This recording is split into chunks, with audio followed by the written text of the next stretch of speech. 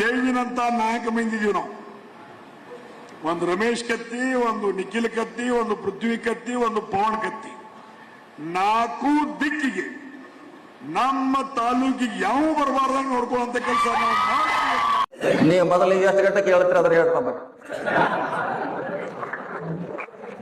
ನೀವು ಹೇಳೋದ 12 ಗಂಟೆ 2 ಗಂಟೆಗೆ ನೀವು ಯಾವಾಗ ನಾವು ಮುಂಜಾನೆ 8 ಗಂಟೆಗೆ ಬಂದು 12 ಗಂಟೆಗೆ ವಾಪಸ್ ಹೋಗಿರ್ತಿಲ್ಲ. ಅವಾಗ ಕಾಯ್ಬೇಕಾರ 6 ಗಂಟೆಗೆ ಕೇಳಬೇಕು. 8 ಗಂಟೆಗೆ ರೆಡಿಯಾಗಿ ಒಬ್ಬ ಘಟಪ್ರಭಾಕ್ ನಿಲ್ಬೇಕು, ಒಬ್ಬ ಕಬ್ಬೂರ್ ನಿಲ್ಬೇಕು, ಒಬ್ಬ ಹೊಳೆವನ ಗುಡಿಗೆ ನಿಲ್ಬೇಕು, ಒಬ್ಬರು ಶಂಕೇಶ್ವರ ನಿಲ್ಬೇಕು. ಆವಾಗ ಕಾಯ್ಲಿಕ್ಕೆ ಬರ್ತೈತಿ. ನೀವು ಹೇಳೋದು 2 ಗಂಟೆ 4 ಗಂಟೆಗೆ ನೀವು ಹೇಳೋ ರಾಟ್ರಾಗ ನಾವು ಮತ್ತೆ ಕೆಲಸ ಮುಗಿಸ್ಕೊಂಡು ಹೋಗಿರ್ತೀವಿ. ಯಾವಾಗ ನೋಡ್ರ ಅದಕ್ಕಾಗಿ ಇನ್ನು ಮುಂದಾರು ಬೇಗ ನಾವು ಕಾಣಿಸಲಾಗಿತ್ತೆ. ಬೇಗ ಹೇಳೋ ಬಸವ ಹಲ್ಲು ಉಜ್ಜು ಪಾಟಿ ಚೀಲ ತಗೋದು ಅಂತ ಪಾಠ ಇತ್ತು. ಹಂಗ ಬೇಗ ಎದ್ದ ಕಾಯ್ದು ಬಿಡ್ರಿ, ಮಂದಿ ಕೆಲಸ ಮಾಡ್ರಿ, ಅವ್ರು ನಿಮ್ಮನ್ನ ಕಾಯ್ತಾರ.